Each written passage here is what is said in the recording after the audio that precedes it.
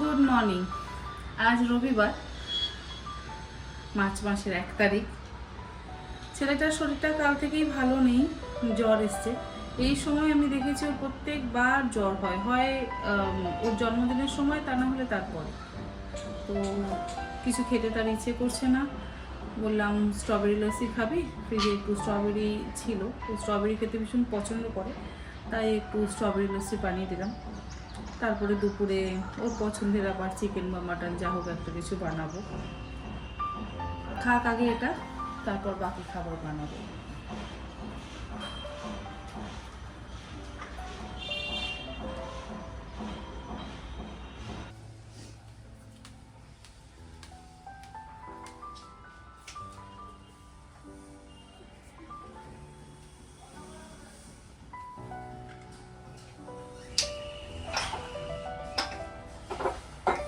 লাসিটা তো ভালোই খেলো, এখন একটু ডিমের পোচ বানিয়ে দিই। বাচ্চা কাচ্চার শরীর যদি খারাপ হয় না, ভালো লাগে না।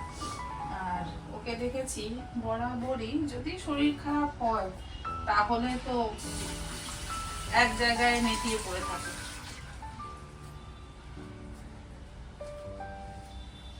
বড় হয়ে গেছে, তবুও এখনো সেই ছোট বাচ্চার মতোই অবস্থা রয়েছে।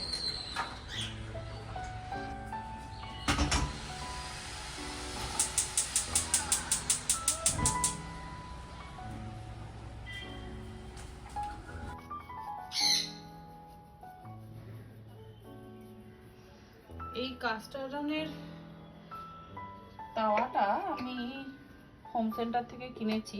খুব অল্প তেল লাগে কোনো কিছু ভাজা টাজার জন্য, বা মানে যেমন ড্রাই রোস্ট করবার জন্য বা অন্য কোনো কিছু করবার জন্য। একটা যদি মাছ ভাজি বা যদি ডিমের পোচ করি তাহলে খুব ভালো হয়, তেলটাও অল্প লাগে।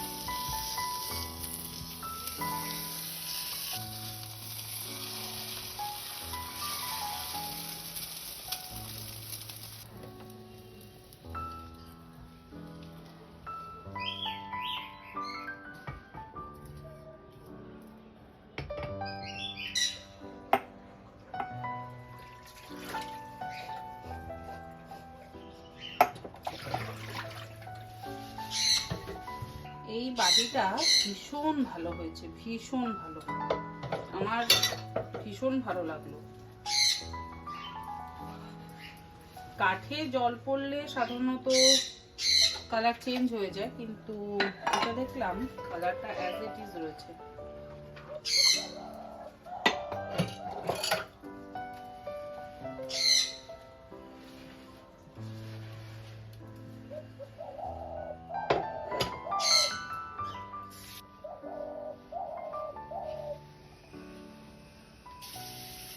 আমার এই কাঠের গ্লাসগুলো না আমি কাউকে ধুতে দিই না,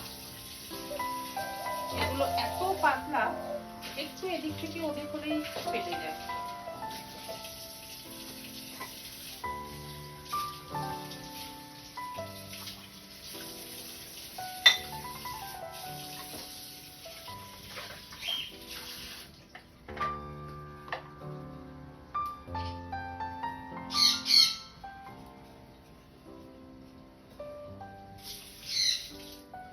আপনাদেরকে দেখানো হয়নি, আইকিয়া থেকে আমি এটাও নিয়েছি। এর ভেতরে লিকুইড সাবান দিয়ে তারপর এটাকে দিয়ে মাজতে হয়, খুব ভালো। এটা আমি দেখাতে ভুলে গেছি। বিশেষ করে লোহার জিনিসপত্রগুলো মাজার জন্য এটা ভীষণ ভালো।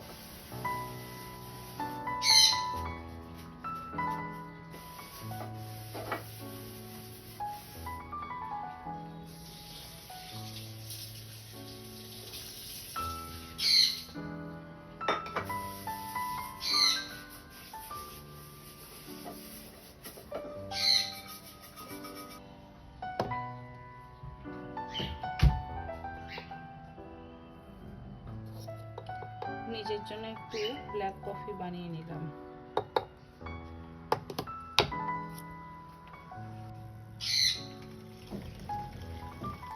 আমার নিজেরও শরীরটা ঠিক ভালো লাগছে না, সিজন চেঞ্জের সময় একটু যেন ঠান্ডা ঠান্ডা আমার নিজেরও লাগছে, প্রচণ্ড গরম লাগছে।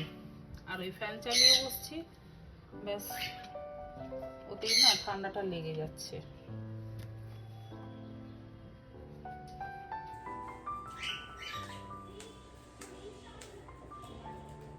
রাঙা আলু সেদ্ধ হয়েছে, দাঁড়াও ঠান্ডা হোক দিচ্ছি। হ্যাঁ, রাঙা আলু সেদ্ধটা হয়ে গেছে, ঠান্ডা তো হতে দেবে। আমাকে একটু কফিটা তো খেতে দেবে। নিজের তো সকাল থেকে আপেল, পেয়ারা, কলা সব হয়ে গেল। আজকাল ওদের ওই আমি প্যালেট বলে একটা খাবার দিচ্ছি, তো সেই প্যালেট দেওয়ার পর থেকে না দেখছি ওদের খাবার খাওয়ার ইচ্ছেটা যেন চলে গেছে। হ্যাঁ, আবার কান দিয়ে শোনো, এগিয়ে এসো। আর ঠান্ডা পাখি, পাতা পাখি।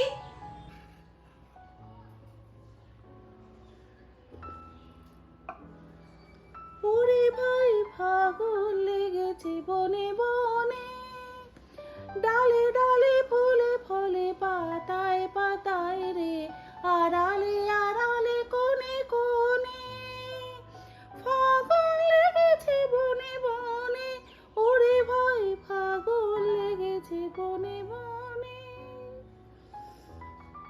দূর থেকে গানটা ভেসে আসছে বলে হঠাৎ আমারও যেন একটু গাইতে ইচ্ছে করলো।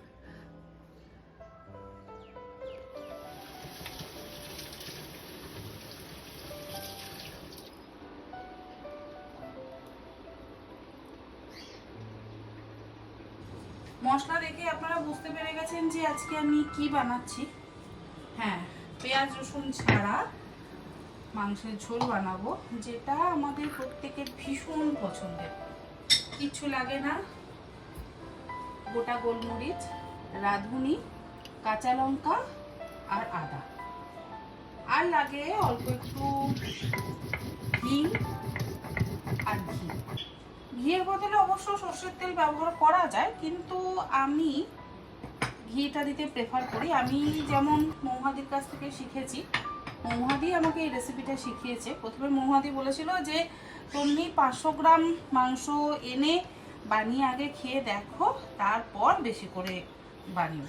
আমি প্রথম দিনই 1 কেজি বানিয়েছিলাম, আর সত্যি বলতে তারপর থেকে না অন্য কোনো মাংসের ঝোল মানে পেঁয়াজ আদা রসুন দিয়ে মাংসের ঝোল খাওয়াই বন্ধ হয়ে গেছে।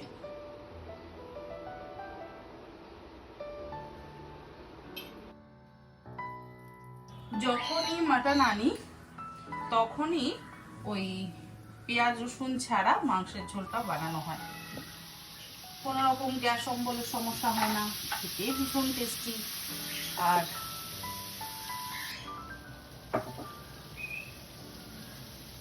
রান্নাটা করতে সময়ও কম লাগে।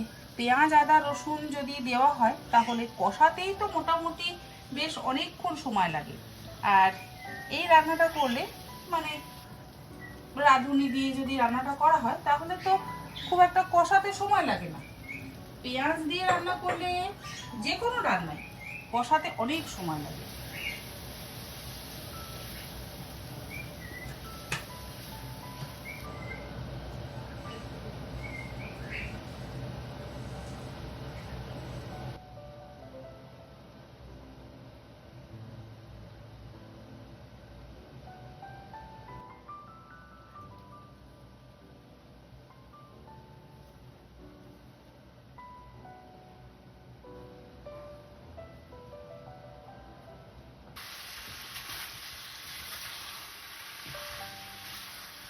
আজকে আমি মাটনটা ইনস্ট্যান্ট পটে করব, সময় কম লাগবে। কষাতে তো খুব একটা বেশি সময় লাগে না, অল্প সময়তেই কষানো হয়ে যায়। আর এই রান্নাতে না আলু দেয় না, কিন্তু তবু আমি আলু দিচ্ছি। 2টো বড় সাইজের আলু দিলাম। আলুটা একটু মশলা দিয়ে কষিয়ে নিয়ে তারপরে অল্প জল দিয়ে ইনস্ট্যান্ট পটে বসিয়ে দেবো। 20 মিনিটেই কিন্তু সেদ্ধ হয়ে যাবে।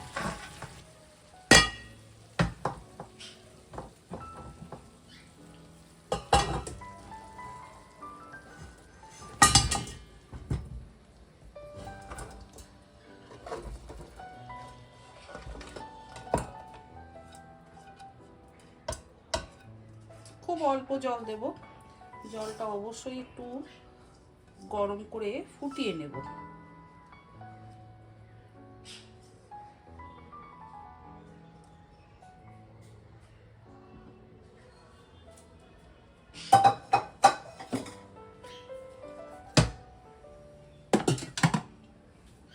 ঝোল বেশি হয়ে গেলে আবার খেতে ভালো লাগে না, তাই জলটা অল্প দেব। প্রেসার কুকারে কিন্তু পরিমাণ মতন জল লাগবে। ইনস্ট্যান্ট পটে যদি করা হয় তাহলে জলটা খুব অল্প লাগে, বেশি জল দিলে একদম জল জলে হয়ে যায়। এই জলের মধ্যেও অল্প একটু লবণ দিয়ে দেবো, খুব অল্প।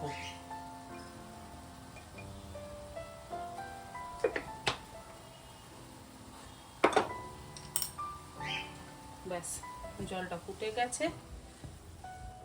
এই জলটাও যেন বেশি বেশি হয়ে যাবে, কিন্তু একটু তো ঝোল লাগবে খেতে গেলে।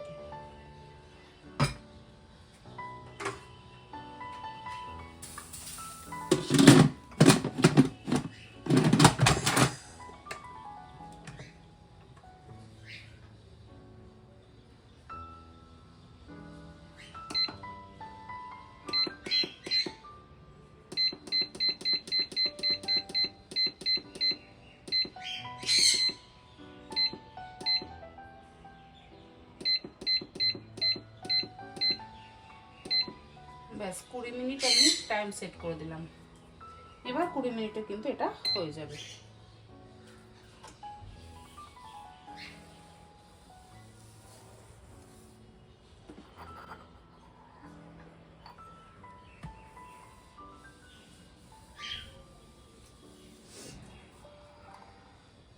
প্রেসার কুকারে যেরকম স্টিম রিলিজ করবার জায়গা থাকে, এটারও কিন্তু স্টিম রিলিজ করবার জায়গা আছে। এই যে এই সুইচটাকে এদিক থেকে এদিক করে দিলে স্টিমটা রিলিজ হয়ে যাবে।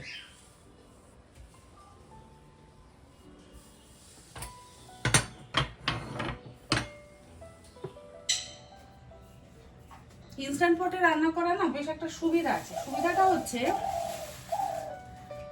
ইনস্ট্যান্ট পটে মাটনটা সেদ্ধ হতে বসিয়ে দিলাম বা চিকেনটা সেদ্ধ হতে বসিয়ে দিলাম, এরপরে কিচেনের সমস্ত কাজকর্ম সেরে হয় স্নান করতে চলে যাই আমরা, তা না হলে আমরা অনেক সময় দোকান বাজারে যদি চলে যাই, ওটা কিন্তু কমপ্লিট হয়ে, মানে টাইমিংটা যেহেতু সেট করা আছে, কমপ্লিট হয়ে বন্ধ হয়ে যাবে অটোমেটিক্যালি। ফিরে এসে স্টিমটা রিলিজ করে আমরা সাথে সাথে কিন্তু খাবারটা খেতে পারবো।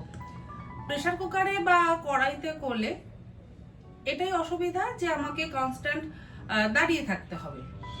3টে সিটি পড়ুক বা 4টে সিটি পড়ুক, পুরোটা কমপ্লিট হলে তারপর আমরা কিচেন থেকে বেরোতে পারি। কিন্তু ইনস্টাপটে রান্না করার এই সুবিধাটা অনেক বেশি, অনেক বেশি। যে আমি বসিয়ে দিলাম, সে চিকেন হোক, মাটন হোক, পোলাও হোক, ডাল হোক বা আলুর দম, যেই রান্নাই করি না কেন, সেটা কিন্তু টাইমিংটা সেট করে দিলে নিজের মতন হয়ে বন্ধ হয়ে যাবে। আমাদেরকে কন্টিনিউয়াসলি দাঁড়িয়ে থাকতে হবে। গতকাল বাজার থেকে কর্ন এনেছিলাম, এত বাজে কর্নটা দিয়েছে, আমিও দেখিনি যে কর্নটা ফ্রেশ কিনা। কর্নটা ফ্রেশ নয়, ফ্রেশ ছিল না, বাসি ছিল, দোকানেই 2-3 দিনের, এখন নষ্ট হয়ে গেছে, ফেলে দিচ্ছি। যদি কোনো সময় না একটু না দেখে জিনিসপত্র আনা হয়, সাথে সাথে কিন্তু নষ্ট হয়।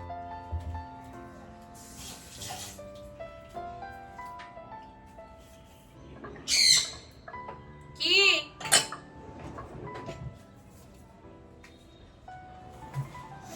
বলো?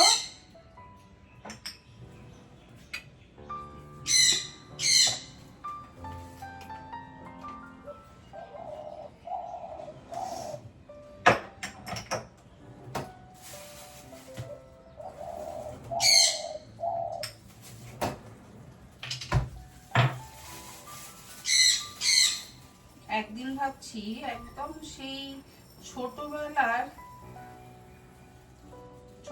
যেরকম মাটনের ঝোল খেতাম সেই রকম মাংসের ঝোল বানাবো। অল্প একটু ধনে, অল্প একটু জিরে, অল্প একটু মানে সব মশলা অল্প অল্প করে, অল্প পেঁয়াজ, অল্প আদা, অল্প রসুন একদম শিলে বেটে মাংসের ঝোল বানাবো। মাঝে মধ্যে ওরকম খেতে ভীষণ ইচ্ছে করে। দিল্লিতে যখন গেলাম, মানে নয়ডাতে যখন গেলাম, গোপার মায়ের হাতে ওই রকম পাতলা মাংসের ঝোল খেলাম, ভীষণ ভালো টেস্ট হয়েছিল, ভীষণ ভালো।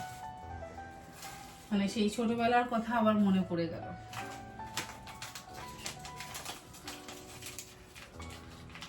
এই যে এই হচ্ছে মাটনের পাতলা ঝোল। খুব অল্প জল দিয়েছি, কিন্তু যেটুকু জল দিয়েছি তাতে একদম যথেষ্ট। এর থেকে বেশি জল যদি দিতাম না তাহলে পাতলা হয়ে যেত। দুপুরে খাওয়া দাওয়ার পর এখন যাচ্ছি শ্রাবণী সেনগুপ্ত আন্টির বাড়িতে। আর যে মাটনটা আজকে বানিয়েছিলাম সেই মাটনটাও আন্টির জন্য নিয়ে যাচ্ছি। আন্টি ইউএসএ থাকে, তো আমাকে বলেছিল যে আমি কলকাতায় এলে তুমি এসো আমার সাথে দেখা করবে বলে আন্টি অনেকবার করে রিকোয়েস্ট করেছে। তো শরীরটা আমার আজকে হঠাৎ করে না ঠিক ভালো লাগছে না, মানে দুপুরের পর থেকে একটা কেমন অদ্ভুত লাগছে। ছেলের তো অলরেডি জ্বর আছে, তো আমারও কেমন একটা জ্বর জ্বর মতো লাগছে, কিন্তু যেহেতু আন্টি বলে রেখেছে তাই যেতে তো হবেই। যাই হোক, এখন যাই। এই নিজের হাতে বানানো মাটন, আর কিছু নিইনি, আর আন্টির জন্য একটা ছোট্ট গিফট। মিষ্টি এখন আর কেউ খায় না, তাই আমি মিষ্টিটা খুব কম নিয়ে যেতে পছন্দ করি। তাই মিষ্টির বদলে আমার হাতের বানানো নিরামিষ মাটন।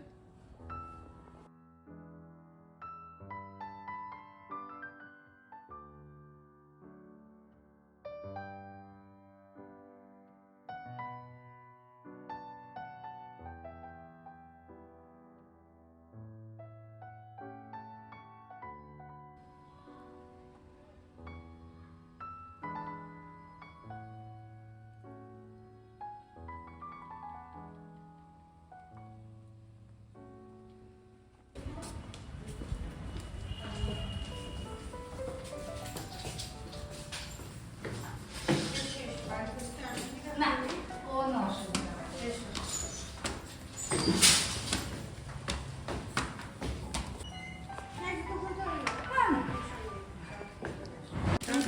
সুন্দর লাগে। বয়স তো আগে বয়স কি তোমার?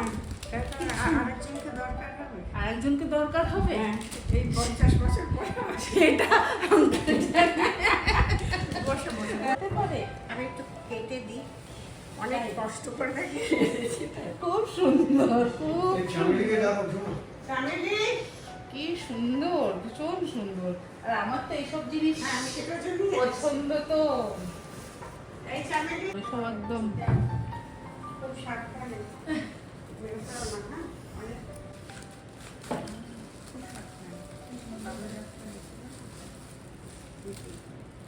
অনেক সুন্দর সাজানো। আমাদের বাড়ি কোনো সাজানোই না, আমার তো এদের উপর শেফের লোক শেফ পাবে। এইটা খুলবো? ভীষণ সুন্দর। শেফ তো শেফই পাবে, বলো? হ্যাঁ, আপনার তো খুব প্রশংসা করছে কাকিমা। ও বললো যে আমি কি কি সুন্দর, ভীষণ সুন্দর। এটা একদম এগুলো তোমার জন্য চলবে। আর মোটামুটি আর কারো জন্য সেদিন আন্টি আর আঙ্কেলের কাছে পৌঁছে আমরা এতই গল্পে মশগুল হয়ে গেছিলাম যে আলাদা করে ভিডিও করার কথা ভুলেই গেছিলাম। আজকের ভিডিওটা এখানেই শেষ করছি। আন্টি আঙ্কেলকে তো আমার ভীষণ ভালো লেগেছে, ভীষণ ভালো মানুষ ওনারা। আপনাদের আজকের এই ভিডিওটা কেমন লাগলো অবশ্যই জানাবেন। ভালো থাকবেন সকলে।